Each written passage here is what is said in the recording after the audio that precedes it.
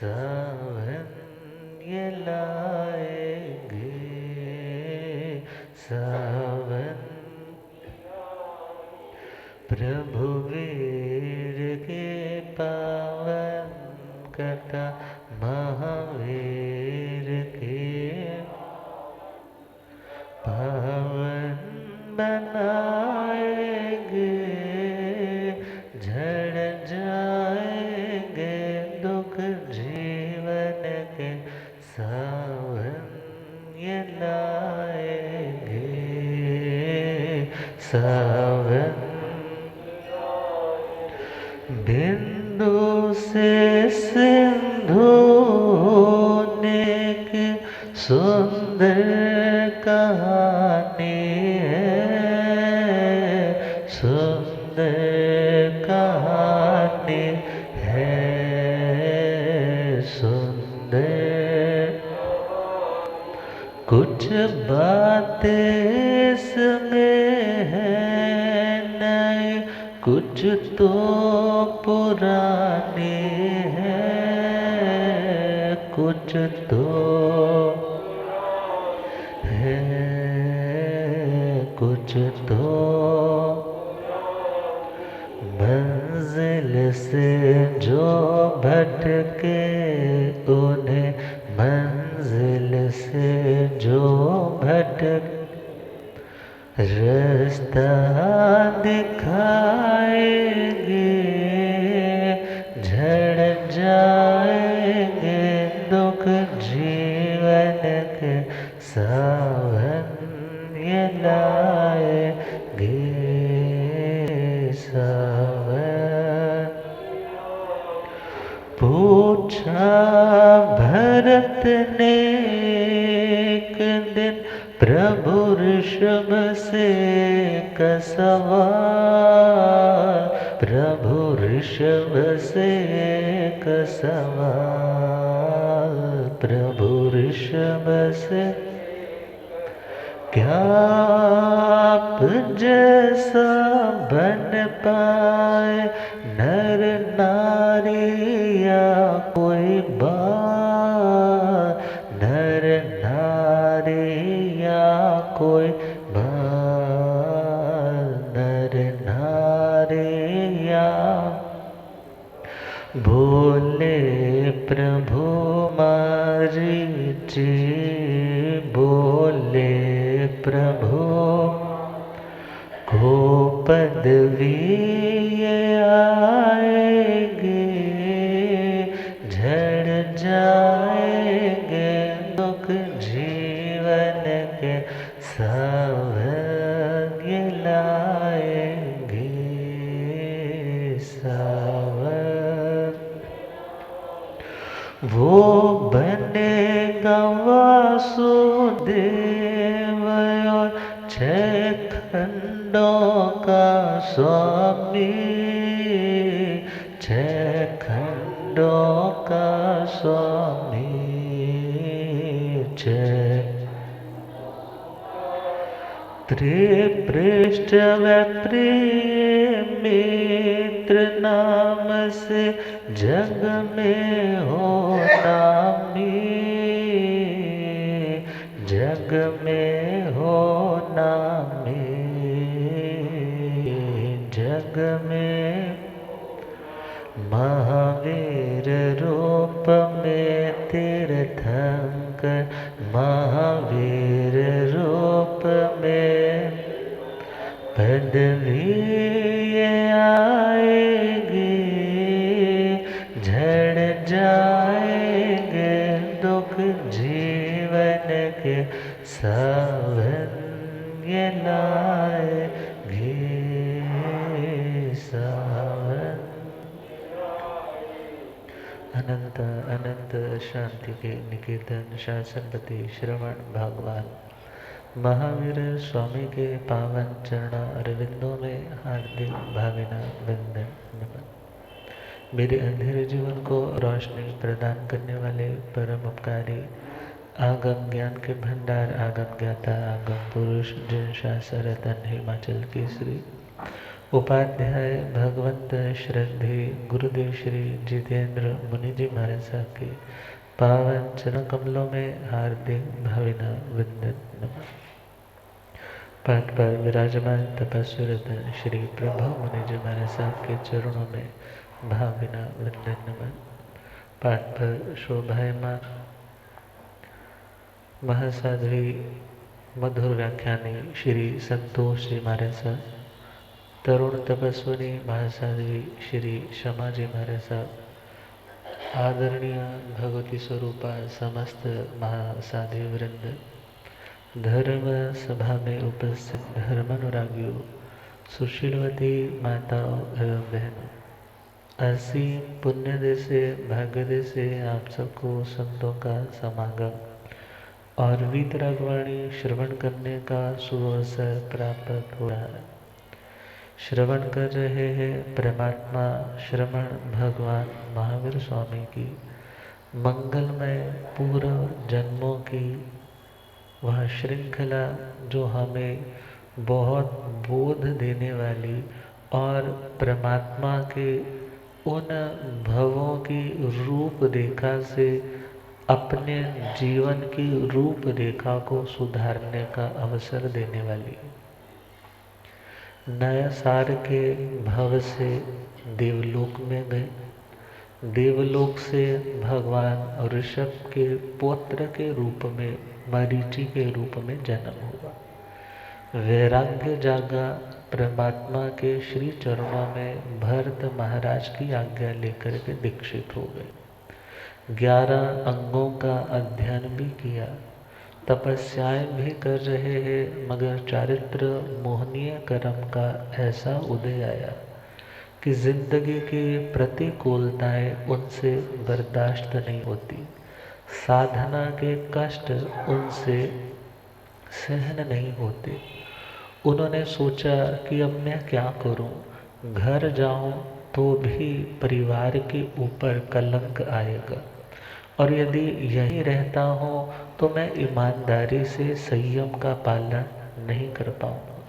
तो कुछ इन्वेंट करना चाहिए कि ना घर पर जाना पड़े और ना भगवान का साथ भी छूटे। तो उन्होंने त्रिदंडी परिव्राजक वेशभूषा को धारण किया और उस त्रिदंडी परिव्राजक के रूप में वे साधना तो करते हैं, मगर उन्होंने कई नियमों में छूट अपने आप रख ली।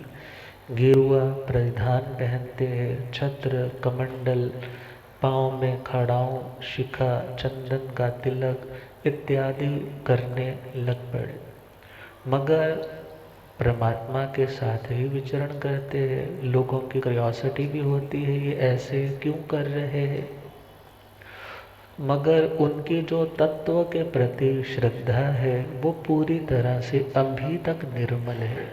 कोई आता तो उन्हें बहुत टेक्निकल वे में भगवान की वाणी का सार समझाते।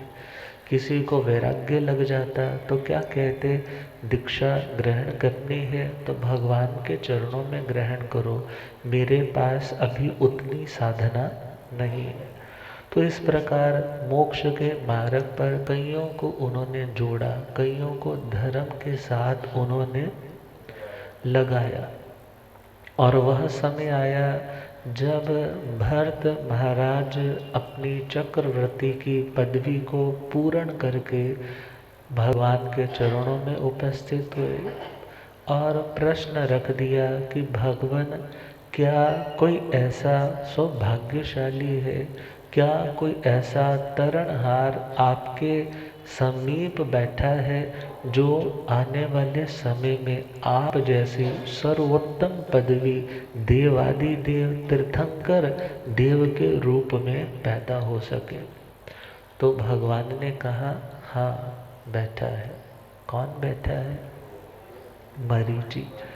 और वो आने वाली इस अवसरपणी काल की 24 के 24 में तीर्थंकर के रूप में पैदा होंगे।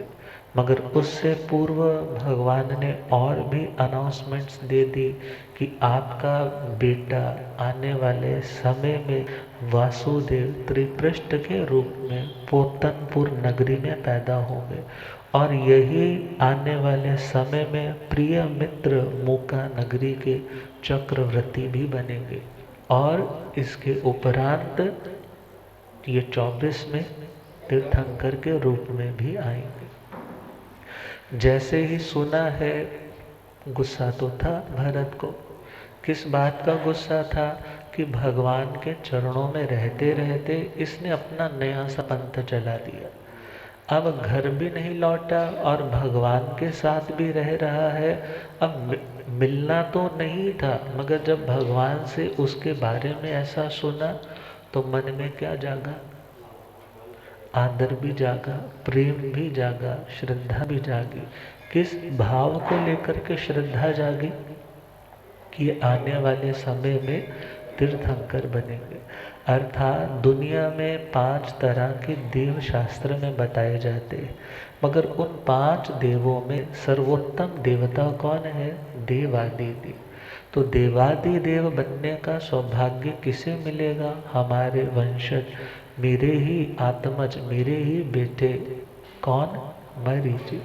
भगवान को वंदन नमन करके बड़े भावों के साथ मरीचि के सम्मुख आए और मरीचि को आकर के वंदन करते हुए कहने लगे, मैं आज भगवान से आपके भविष्य का कथन सुनकर के आया और मुझे बहुत प्रसन्नता है कि आप आने वाले भविष्य में क्या बनोगे? तीर्थंकर बनोगे। परमात्मा ने तो ये भी बताया है कि आप वासुदेव भी बनोगे, चक्रवर्ती भी बनोगे, मगर ये तो लौकिक पदवियां हैं। ये पदवियां कौन सी है? लौकिक। ये तो पुण्य के अधीन है, मगर तीर्थंकर पदवी जो पुण्य के साथ साथ आत्मा के क्षोभम के अधीन है। आप इतनी उत्कृष्ट साधना करोगे कि आप आने वाले समय में त्रैलोक के पूजित बनोगे, अर्थात इंद्रों के भी पूजनीय, चक्रवर्तियों के भी पूजनीय आप तीर्थंकर परमात्मा भगवान महावीर स्वामी बनो। इतनी बड़ी अनाउंसमेंट। क्वेश्चन आ जाता है, लॉजिकल है ना माइंड। इतनी बड़ी अनाउंसमेंट, अभी तो कुछ किया कराया नहीं, तो भगवान ने अभी से क्या बोल दिया है? क्या बनेंगे? तीर्थंकर बनेंगे। इट मीन्स क्या डेस्टिनी डिस्टाइंड ही होती है? क्या जो भाग्य में है वो नियत ही होता है? वो ऑलरेडी ही लिखा होता है कि ऐसा ही होना है? फिर तो बंदे को कुछ करने की ज़रूरत, जो होना ही है वो तो होकर ही रहना है। मगर इतना ध्यान रखना है, जो कोरा नियतिवाद है, जो कोरा एकांत रूप से नियतिवाद है, वो नियतिवाद देखे तो वो मिथ्यात्व है। वो कौन सा है? मिथ्यात्व। मगर जहाँ पर काल, स्वभाव, नियति, कर्म, पुरुषार्थ, इन 5 समवायों को साथ लेकर के किसी भी रिजल्ट तक पहुँचा जाता है, तो उस को मानना मिथ्यात्व नहीं। अर्थात किसी भी अवस्था तक पहुंचने के लिए सबका अपना अपना योगदान होता है। अब वो योगदान, वो रेशो किसी की कम हो सकती है और किसी की ज़्यादा हो सकती है। तो दूसरी बात और समझनी है, जो निश्चयकारी भाषा है वो कौन बोल सकते हैं निश्चय से? जो केवली हो। कौन बोल सकते हैं? जैसे परमात्मा महावीर स्वामी से पूछा था कि रानियों ने कि श्रेणी महाराज की कि भगवान जिनकी हमने जाते समय पीठ देखी है उनके मुख देखेंगे? तो भगवान ने बोला था नहीं देखोगे। अब उस भाव से ही उनको वैराग्य आ गया, उस श्रवण मात्र से ही। तो उन्होंने क्या कर ली? दीक्षा ग्रहण कर। अब निश्चयकारी भाषा भी कौन सी भाषा? जो सर्वज्ञ है उनके लिए तो अलाउड है, मगर जो सर्वज्ञ नहीं है उनके लिए निश्चयकारी भाषा बोलने का शास्त्र में विधान नहीं है। अब उन्होंने निश्चय में क्या बोल दिया कि आने वाले इस 24 में तीर्थंकर कौन बनेंगे? भगवान महावीर स्वामी के रूप में मरीचि बनेंगे। अब ये बात एक बार सुनने से तो क्या लगता है कि भगवान ने भविष्यवाणी कर दी, फिर तो होना ही था। मगर तीर्थंकर भी, सर्वज्ञ सर्वदर्शी केवली भगवान भी जो अनाउंसमेंट देते हैं वो कारण और कार्य, कॉज एंड इफेक्ट, इन दोनों को ध्यान में रखते हुए देते हैं। और जो नियतिवाद है ना, सिंपल नियतिवाद जो बोलता है ये नियत है, और उस नियतिवाद में कोई लॉजिक नहीं रहेगा, वो बोलते हैं ऐसा होना ही था, ऐसा होना ही था। क्यों होना था इसके लिए बोलते हैं इसका कोई क्वेश्चन आंसर नहीं है, इसमें बस इसने होना था तो होना था। नियतिवादी क्या बोलेगा, ऐसा होना था इसलिए हो गया। क्यों हुआ वो बोलता हमें इसका कुछ नहीं पता, ये होना था तो हो गया। मगर तीर्थंकर भगवान के यदि हम वाचनाओं में देखें, अब शास्त्र में चले तो भगवान महावीर स्वामी ने उपासक दशांग सूत्र में एक जगह पे, जहाँ पे कुंडकौलिक श्रावक का वर्णन आता है। कौन सा श्रावक? कुंडकौलिक। तो कुंडकौलिक श्रावक की धर्म प्रज्ञप्ति, धर्म श्रद्धा, उसके बिलीफ सिस्टम को समझाते हुए उसके लिए क्या लिखा है कि इसकी मान्यता है अनियया स्वभावा, कि दुनिया में कुछ भी नियत नहीं है, सब कुछ अनियत है। मीन्स ये पुरुषार्थवादी धर्म है। कौन सा धर्म? पुरुषार्थवादी। कि पुरुषार्थ करोगे तो तुम अपनी बहुत सी नियत चीज़ों को भी चेंज कर सकते हो, और पुरुषार्थ नहीं करोगे तो बहुत सी चीज़ें घटने से पहले भी क्या हो सकती है, और पोस्टपोन होती चली जाए। अर्थात भगवान का संदेश क्या, कि तुम्हें तो यह सोच करके चलना कि कुछ भी नियत नहीं है। तो प्रायोरिटी किसको देनी है? कर्म को, पुरुषार्थ को, मेहनत को, स्ट्रगल को। मगर तीर्थंकरों की दृष्टि में तो सब कुछ क्या है? उनकी दृष्टि में क्या है? सब कुछ केवल ज्ञानी, केवल दर्शन से युक्त है। उनकी दृष्टि में सब कुछ नियत है। वो जानते हैं ऐसा ऐसा होगा, फिर इसके बाद ऐसा ऐसा होगा, इसके बाद ऐसा ऐसा होगा। अब तीर्थंकरों को हम चैलेंज नहीं कर सकते। यदि उनको चैलेंज करेंगे तो इट मीन्स उनकी सर्वज्ञता को चैलेंज हो जाएगा। अब सर्वज्ञ है, मगर सर्वज्ञ होने के साथ साथ वो आत्माएं जो भी जानती और देखती हैं, वो भी कॉज एंड इफेक्ट को ध्यान में रखते हुए ऐसा ऐसा कर्म करेगा। मैंने ये बताना है कि ये तीर्थंकर बनेगा, ये जाकर के सुनेगा। अब बनने में तो समय की अवधि बहुत लंबी है, वो एक कोटा कोटि सागरोपम तक की अवधि है। अब उतनी अवधि तक इसका भव भ्रमण भी चलना है। अब भगवान जानते हैं ये सुन कर के मद भी करेगा, मदहोशी में भी जाएगा, श्रद्धा से भी जाएगा। मगर फिर भी उन्होंने बताया। क्यों बताया? क्योंकि वो जानते हैं ऐसा ऐसा घटित होने वाला। तो परमात्मा ने जैसे ही फरमाया इसके पास 3 पदवियां आएंगी, तो भरत चक्रवर्ती उनके चरणों में आए। अब आकर के कहने लगे, मैं आपके इस वेश को वंदन नहीं कर रहा। किस वेश को? कि आपने भगवान के संघ को, भगवान के नियमों को तोड़ करके अपना नया रास्ता खोला है, मैं उसकी अनुमोदना नहीं कर रहा। आप आने वाले टाइम में वासुदेव बनोगे, मैं उसके लिए भी आपको वंदना नहीं कर रहा। आप आने वाले टाइम में चक्रवर्ती बनेंगे, मैं उसके लिए भी आपको वंदना नहीं कर। मगर आप आने वाले भविष्य में तीर्थंकर पदवी पर आओगे, मैं आपकी उस आत्मा की योग्यता को नमन करता हूँ कि आप आने वाले टाइम में 4 घाती कर्म क्षय करोगे और अरिहंत अवस्था के बाद आप सिद्ध बन पाएंगे। प्रभु वीर के पावन कथा, महावीर के पावन बनाएंगे, झड़ जाएंगे दुख जीवन के, सावधानी लाएंगे सा। बोल पहुँच कर पास में जाकर,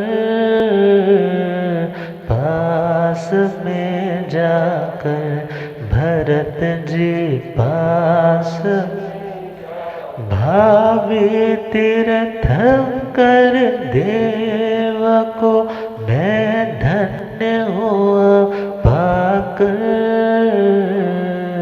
धन्य हुआ पाकर मैं धन्य। तीर्थंकर रूप से दुनिया तीर्थंकर भी सर को झुकाएंगे, झड़ जाएंगे दुख जीवन के सावन ये लाएंगे सब। मगर इसी के साथ ये भी क्लियर कर दिया, इस परिव्राजक के वेश को मेरा नहीं वंदन, मेरा नहीं वंदन, मेरा। तुम बनो भले नारायण चक्रवर्ती या सुखनंदन, चक्रवर्ती या सुखनंदन।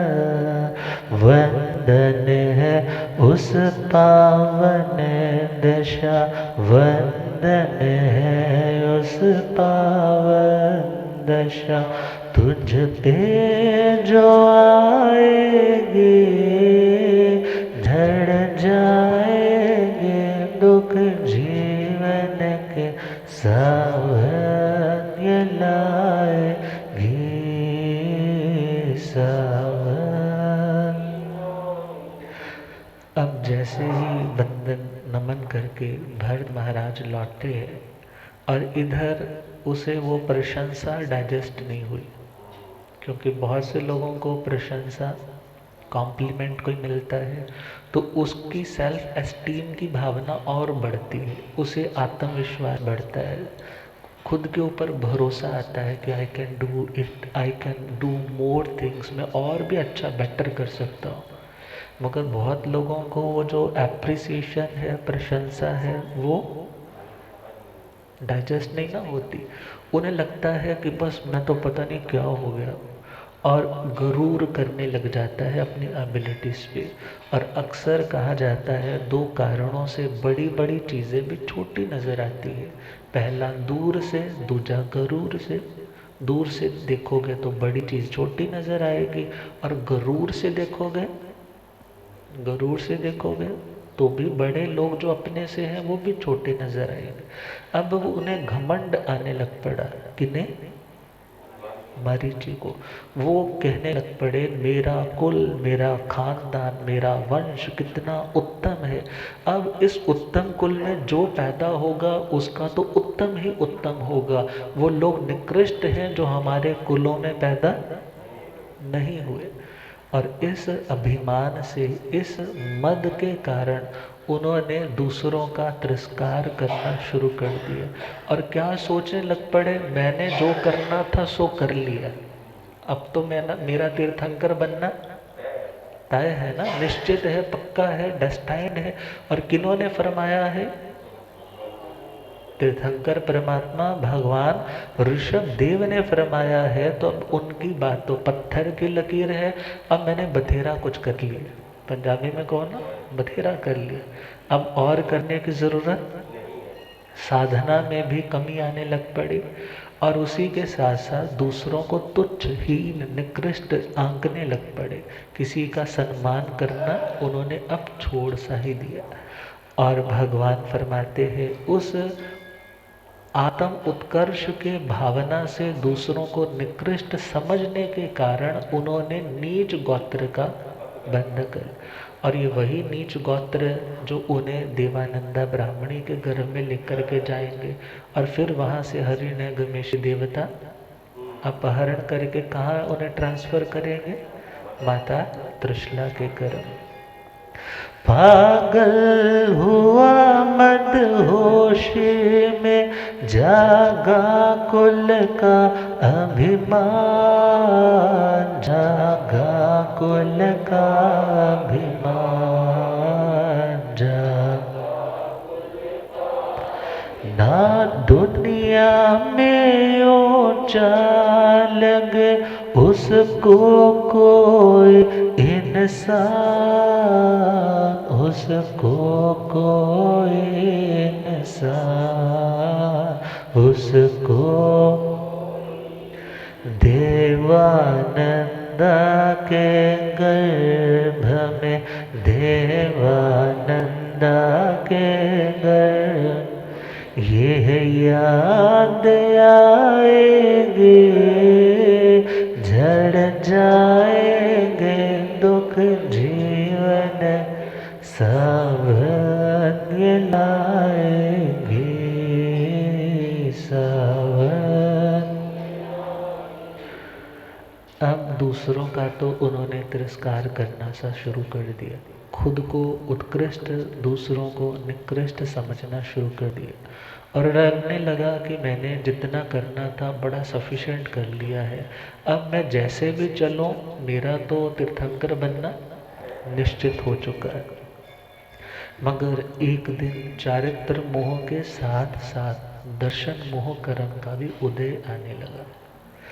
एक दिन गर्मी का जोर मरीच आज घबराया,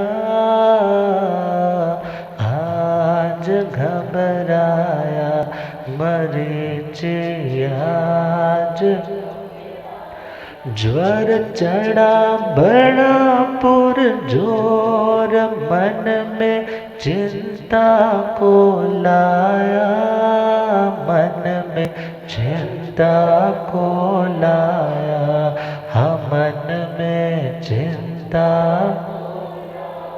सेवा न मिले तो शिष्य की, सेवा न मिले तो कमी तो सताएगे,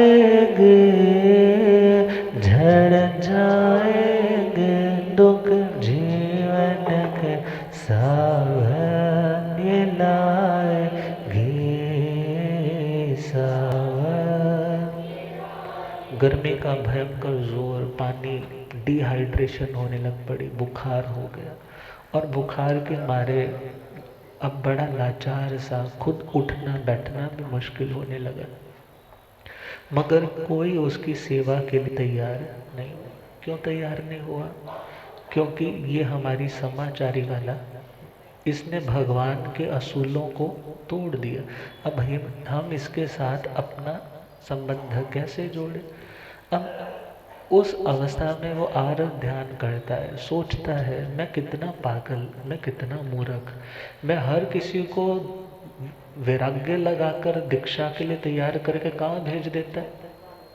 अपना तो मैंने सोचा ही नहीं। वो लोग तो मेरे से इंस्पायर होते थे, अब मैं तो उन्हें अपने पास दीक्षा दे सकता था, मगर मैंने आज तक दीक्षा नहीं। अब मैं कुछ स्वस्थ हो जाऊं, जिंदगी में कभी मुश्किल घड़ी आए तो एटलीस्ट केयर टेक करने वाला एक शिष्य तो अपने पास होना चाहिए। और कभी समय आया, कपिल नाम का राजकुमार, कपिल नाम का राजकुमार भगवान के साथ साथ विचरते हैं, तो इनसे इंस्पायर होकर के बैठने लग पड़े, धर्म तत्व की जानकारी होने लग पड़ी, दुनिया से मन उचाट होने लग पड़ा, वैराग्य आने लगा और कहने लगे मैं दीक्षा लेना चाहता हूँ। मैं क्या लेना चाहता हूँ? और बहुत बार हम अपने इरादे बांधते हैं, इरादे सोचता हूँ, बांधता हूँ, तोड़ देता हूँ। इरादे सोचता हूँ, बांधता हूँ, तोड़ देता हूँ, कहीं ऐसा ना हो जाए, कहीं वैसा ना हो जाए। अब मन में पहले तो क्या सोचा था, चेला बनाऊंगा, मगर फिर भी मन क्या कह रहा है, आत्मा क्या कह रही है, नहीं इसको कहाँ भेजना चाहिए? भगवान के चरण। कहा कि मेरे से ज़्यादा उत्तम करने वाले कौन है? भगवान। तुम उनके चरणों में जाओ। और कुदरती जब वो वहाँ पर पहुँचे तो दिव्य समवसरण लगा हुआ, दिव्य समवसरण लगा हुआ भगवान स्फटिक के सिंहासन पे विराजमान है। दोनों और चंवर ढुलाए जा रहे हैं, अशोक वृक्ष की छाया है और 3 छत्र आकाश में स्प्लेंडेड लटक रहे हैं, देव दुंदुबियां बज रही है, अचित फूलों की वर्षा हो रही है, देव देवियां बैठे हैं, साधु सतियां बैठे हैं। अब इस दिव्य लौकिक दृश्य को देख करके नेगेटिव अप्रोच, कौन सी अप्रोच, क्या मन में ख्याल आया, अरे मैंने जिनसे शिक्षा ली है उन्होंने क्या बोला है, मेरे से बड़े त्यागी कौन है, कौन है, भगवान ऋषि। अरे इनका तो आडंबर ही मान नहीं आ रहा, क्या नहीं मान आ रहा, आडंबर। अरे इतना आडंबर, इतना करने की क्या जरूरत है, यदि इतने त्यागी वैरागी है, इतना दुनिया को दिखाने की क्या जरूरत है। अब वहां से उल्टे कदम लौट करके कहाँ आ गए, मरीचि के। बोले आपने कहा था वो बहुत बड़े त्यागी वैरागी हैं, मगर वो तो खुद दुनिया के लोकेशना में फंसे हुए हैं, दुनिया को इंस्पायर करने के लिए अलग अलग विभूतियों चमत्कारों से दुनिया को आंदोलित कर रहे हैं। मेरे को ऐसे अस्थिर चित्त व्यक्ति के पास साधु नहीं बनना है। अब वो सोचने लग पड़े, अरे भगवान तो कैसे हैं, दलदल में कमल की भांति है। ये देवी देवता जो समवसरण की रचना करते हैं वो तो सामान्य लोगों को प्रभावित करने के लिए, किन्हें प्रभावित करने के लिए, कि वे लोग जो दुनिया के चमत्कारों को ही सब कुछ मानते हैं, उन्हें पहला पॉइंट ये बताने के लिए भगवान के चरणों में किसी वस्तु की कमी नहीं। मगर परमात्मा तो वहाँ पर भी यह सोच करके मौन भाव से, अनासक्त भाव से बैठते हैं, उन्हें दुनिया की इन लोकेशनों की तो मन से भी इच्छा नहीं होती। मगर अब ख्याल गया, मरीचि का ख्याल किस बात पे गया, ये भी मेरे जैसा भारी कर्मा है, ये भी कैसा है, मेरे जैसा भारी कर्मा है, जिसे परमात्मा में भी क्या दिखाई दे रहे हैं, परमात्मा में भी दोष दिखाई दे। अब सोचने लगे हो ना हो ये मेरे पास ही बनने वाला है। तो फिर उसने पूछा कपिल ने, आप मेरे को वहां भेज रहे हैं, क्या आपके आप जो फॉलो कर रहे हैं वो धर्म नहीं है। अब मानो एक आत्म सम्मान पे जब चोट पहुंचती है, बहुत बार अक्सर व्यक्ति अपने स्टेटमेंट्स चेंज कर देता है। तो उन्होंने कहा ऐसा नहीं है, भगवान के भी धर्म है और जो मैं कर रहा हूँ वो भी धर्म है, वहाँ भी कल्याण है और यहाँ भी कल्याण है। और कपिल को अपने पास उन्होंने दीक्षा दे दी। गुरुदेव पधारे, हो रब मेरा सतगुरु बन के आया मैनो,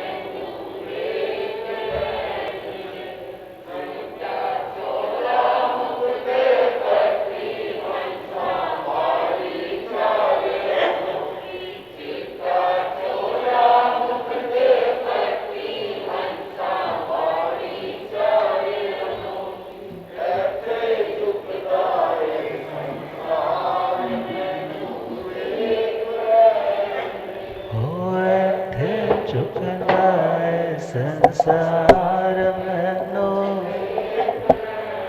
हो रब मेरा सतगुरु बन के आया मैनो, हो मैनो वेख लैण दे के मथा टेक लैण दे, ओ मैं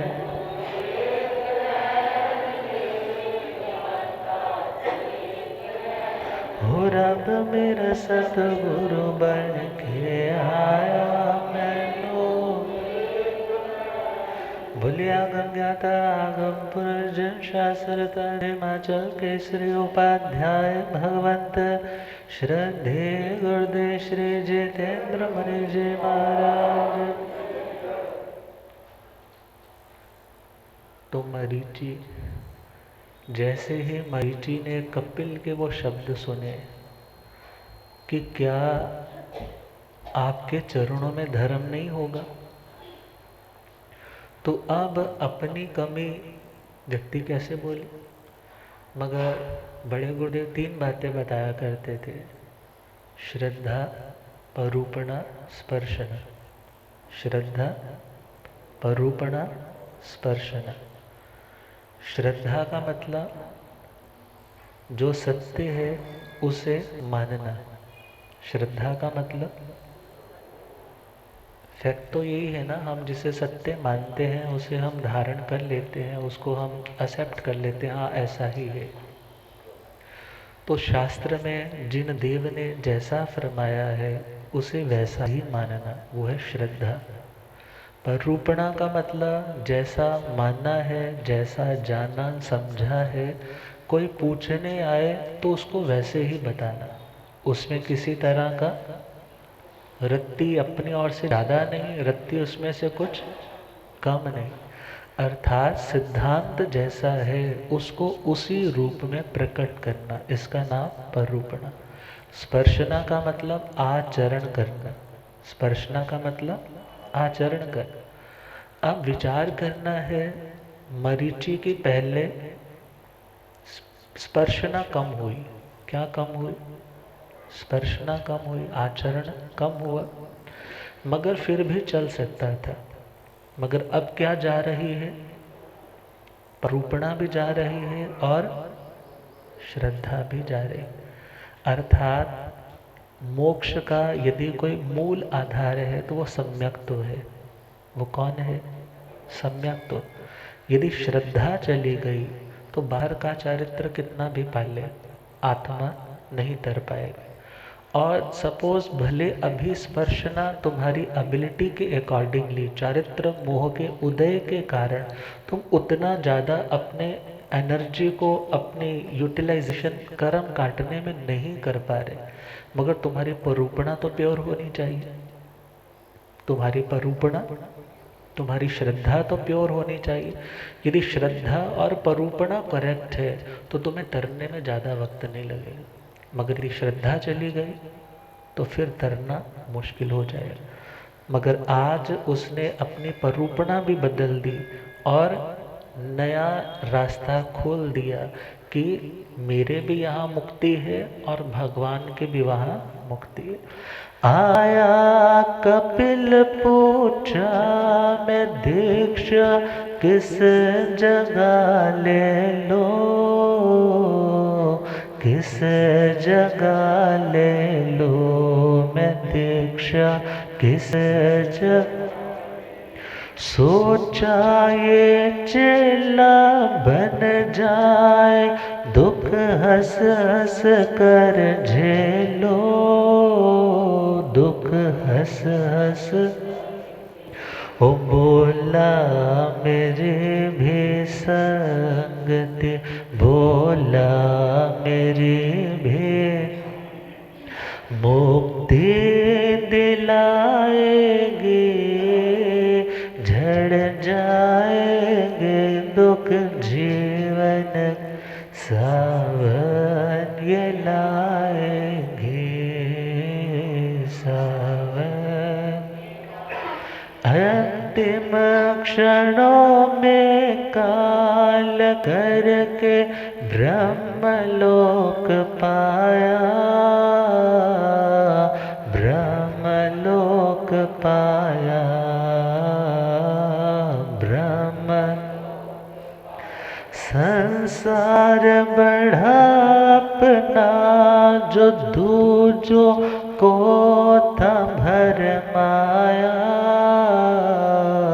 को था भरमाया, हाँ दूजों को था। कौशिक ब्राह्मण के रूप में कौशिक ब्राह्मण के यात्रा आएगी, झड़ जाएंगे दुख जीवन सावन ये लाएगी, सावन। अंतिम क्षणों में जब संसारे आदि लिए होंगे, परमात्मा तो अष्टापद पर जाकर के उन्होंने तो अंतिम अवस्था में अपने सर्व कर्म क्षय करके सिद्धत्व को पा लिया, और इधर मरीचि अपने ही मनमानी से चल रहा है, सिद्धांतों को भी अपने तरीके से अब बताने लग पड़ा। और वो समय आया, अंतिम अवस्था आई। आयुष्य तो इनकी भी 84 लाख पूर्व की आती, और जब अंतिम अवस्था आई और संथारा भी लिया, मगर अपनी निंदना आलोचना कि मैंने धर्म के, सच्चे धर्म के मार्ग को लोपा गोपा, अपनी ओर से जोड़ तोड़ मरोड़ करके अपनी गलती को ढांपने के लिए सच्चे अर्थों को छुपाया, इसकी उन्होंने आलोचना नहीं। और खुद तो भटके, औरों को कितनों को उस मार्ग से जोड़ करके उन्हें भी सच्चे मार्ग से अनजान रखा। इसके कारण ऐसा कर्म चक्र बढ़ा कि उनका संसार परिभ्रमण और बढ़ गया। वहाँ से काल करके साधना तो की है, नियम व्रत भी पाले हैं, उसके बल से 5वां ब्रह्म कल्प में वहाँ पर पैदा हो।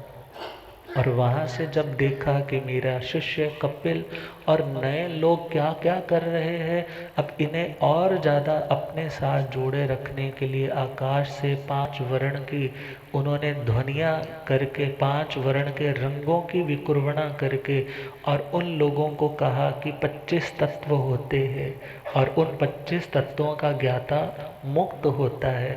और कपिल ने उन 25 तत्वों का विस्तार करके सांख्य मत की परूपणा की।